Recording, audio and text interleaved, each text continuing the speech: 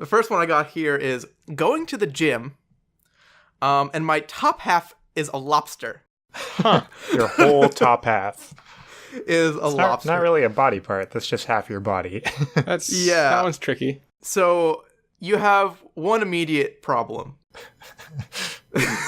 Okay, I'm gonna say immediate problem. One very immediate problem. Right. There's a lot of immediate problems here.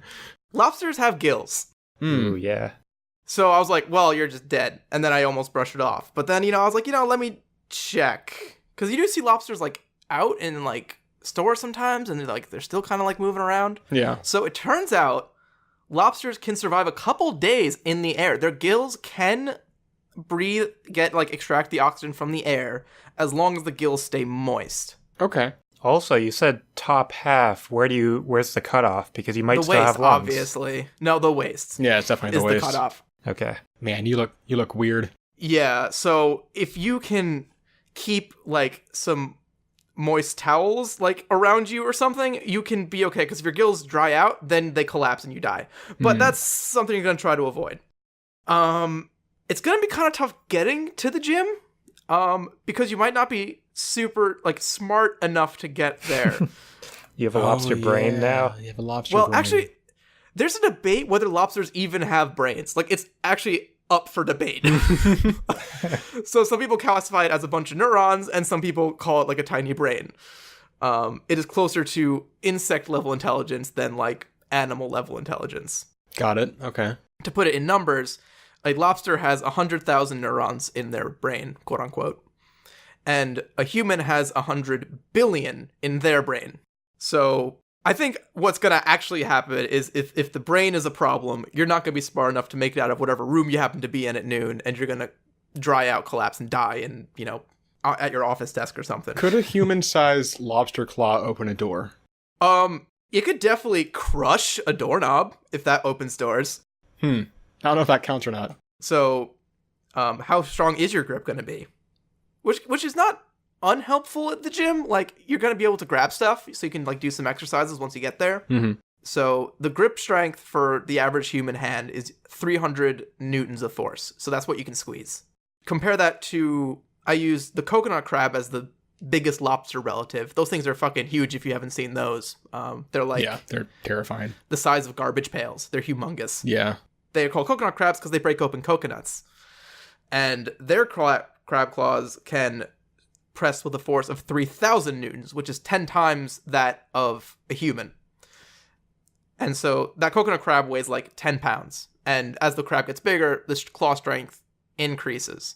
Mm-hmm. So if you have a human-sized one, it's going to be real strong. You can just crush stuff. So can you actually even, like, lift weights without just, like, snapping the bar in half? I mean, how much you control can choose do not you to have? use... Yeah, you have control. I don't over know. I didn't find out how much, like, conscious control crabs have over their claws. I feel like they have control over it. You're not just gonna... You don't have, like, just on-off claws. Also, that's just gonna give you some fucking, like, respect at the gym. If you just, like, sit down to, like, do, like, some free lifting and you just, like, snap them in half and you're like, oh, no. Not again. People are gonna give you some distance. I mean, I feel like getting distance is not going to be a problem for the guy who is half lobster. Yeah, so, Ben, here's another problem we have. You know how you talked about explaining your situation to people? Mm-hmm. Oh. A thing that lobsters don't have is vocal cords. So, you are going to turn to a lobster man. You're not going to know what's going on. You're going to be, like, suffocating, and you can't even, talk to anybody to try to get help. Right. Well, I would think that people that see you turn into a lobster, they know that you have lobster needs, and they'll be able to help you. They know what lobsters need. Yeah, I guess, so you want to be around people at noon, I think, in general, with this symptom, so you could probably get some help. Yeah. So, I think the last part of the gym experience that's going to be pretty crappy for a lobster. So, basically, two things us guys like to do at the gym is get competitive and check out the girls at the gym. So, do you know what lobsters do when they are either getting ready to fight or see a mate?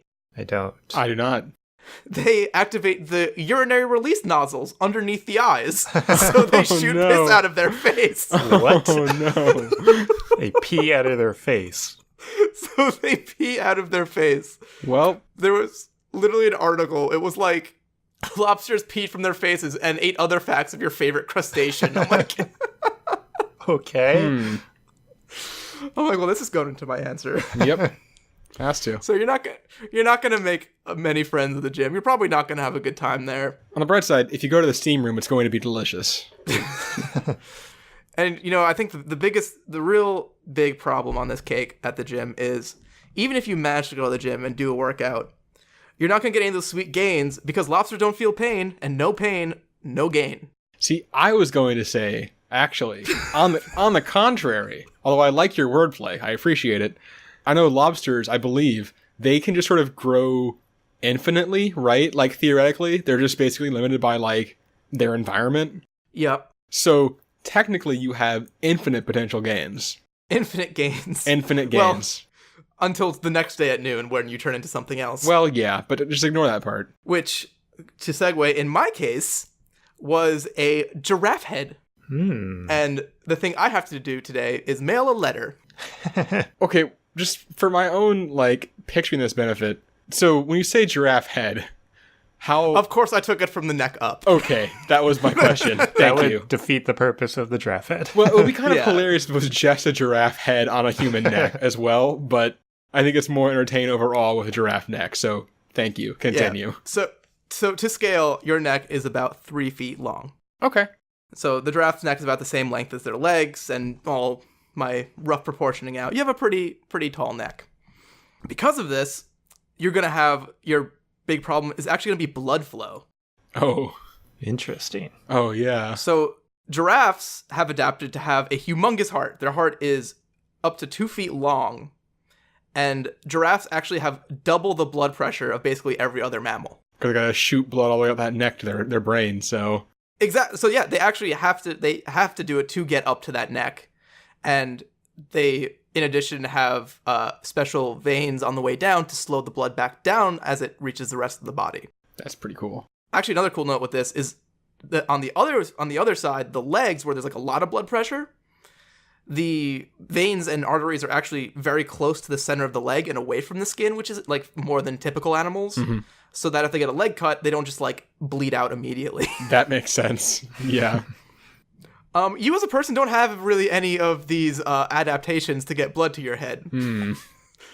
So my thinking is if you basically have to keep your head horizontal, or else you will not be able to pump the blood to it.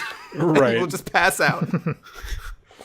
So it's going to make your task a little bit complicated.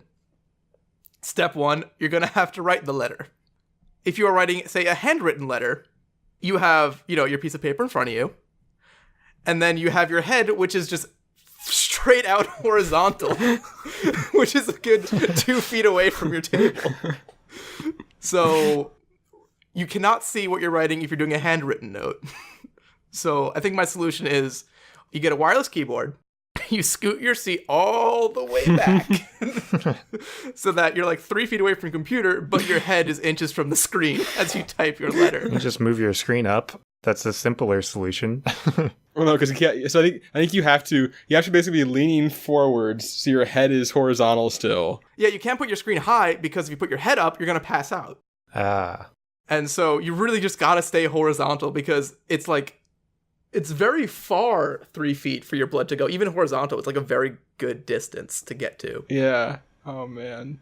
And now, I think my favorite problem in this whole thing, you got to lick the stamp. Well, okay. Well, don't giraffes have very long tongues, hopefully? Yeah, they do, I think. So your tongue could be a foot long, but your neck is 3 feet long. Oh, yeah. And so you don't actually have, I don't think you have a hand-mouth overlap. Yeah, now I'm literally sitting at my desk and holding my arm straight up and trying to it might, no. You could get one of those mechanical grabby toy things. Oh, what? Yeah, okay. What if you grab some tongs? Yeah, that's good. You get the dinosaur claw. Yeah. And you grab the stamp, and then you reach it out as far as you get it, look it up a bunch, and then blindly attach it to the letter. Now you have your letter. It might be a little messy, might be a little damp. Still technically a letter, though. Yes, still technically a letter. And now you gotta take it to the post office. Driving, I think, will actually be okay. Your neck is very flexible, so I think you can just kind of be. Your head will be in the passenger side seat while you're driving in the driver's side seat, and you kind of just pretend you're like in a European car. So I'm not too worried about getting to the post office, but this thing isn't quite as subtle as, say, the crab eyes.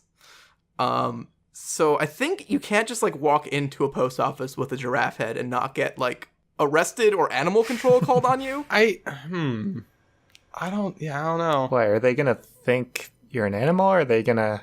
I mean, they can see that you're half human, or mostly human. Well, I'm guessing... Okay, if I saw a giraffe man walk into my bank, I'm gonna call the police. All right, okay. I have a suggestion. You should use a drop box, because I also think that you can't talk, right? So I could use a Dropbox, Ben, but that's no fun. What you need is a disguise. Oh, no. Now, obviously, there are a whole host of disguises do not work with your big long neck. Basically, any of them. But the one I think works is you get a 2-person horse costume. What's with you in 2-person horse costumes? And you go in the back of the horse costume.